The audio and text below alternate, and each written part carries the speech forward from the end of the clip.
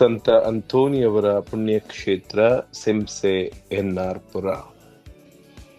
ಸಂತ ಅಂತೋನಿಯವರ ಹಬ್ಬಕ್ಕೆ ಸಿದ್ಧತೆಯಾಗಿ 5ನೆಯ ವಾರದ ಭಕ್ತಿ ಕಾರ್ಯಗಳು. ಪರಿಶುದ್ಧ ಬಾಳ್ವೆಗೆ ಆದರ್ಶ ಪಾದ್ವಾದ ಸಂತ ಅಂತೋನಿಯವರು. ಈ ವಿಷಯದ ಬಗ್ಗೆ ಇವತ್ತಿನ ಭಕ್ತಿ ಕಾರ್ಯ. ಆತ್ಮಶುದ್ಧಿಯಿಂದ ಮಾತ್ರ ದೈವಿ ದರ್ಶನವನ್ನು ಪಡೆಯಲು ಸಾಧ್ಯ ಎಂದು ನಂಬಿದವರು ಪವಾಡ ಪುರುಷ ಸಂತ ಅಂತೋನಿಯವರು. ನಾನು ಪರಿಶುದ್ಧನಾಗಿರುವಂತೆ ನೀವು ಸಹ ಪರಿಶುದ್ಧರಾಗಿರಿ ಎಂಬ ದೈವಿ ವಾಕ್ಯದ ಮಾತಿಗೆ ಶಿರಬಾಗಿ ಕ್ಷಣ ಕ್ಷಣಕ್ಕೂ ಕ್ರಿಸ್ತರ ಕಡೆಗೆ ನೆಟ್ಟ ದೃಷ್ಟಿಯನ್ನು ಎಂದೂ ಬದಲಾಯಿಸದೆ ಮುನ್ನಡೆದವರು ಪಾಲಕ ಸಂತ ಅಂತೋನಿಯವರು.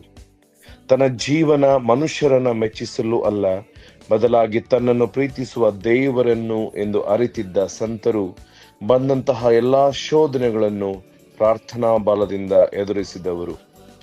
ನಾನು ಜೀವಿಸಿದರೂ ಸತ್ತರೂ ಕ್ರಿಸ್ತರಿಗಾಗಿಯೇ ಎಂಬ ಸಂತ ಪೌಲರ ನುಡಿಯಂತೆ ತಮ್ಮ ಸರ್ವಸ್ವವನ್ನು ದೇವರಿಗೆ ಸಮರ್ಪಿಸುತ್ತಾ ಪಾವಿತ್ರತೆಯ ಬಾಳ್ವೆಯನ್ನು ಜೀವಿಸಿದವರು ಪೂಜ್ಯ ಸಂತ ಅಂತೋನಿಯವರು.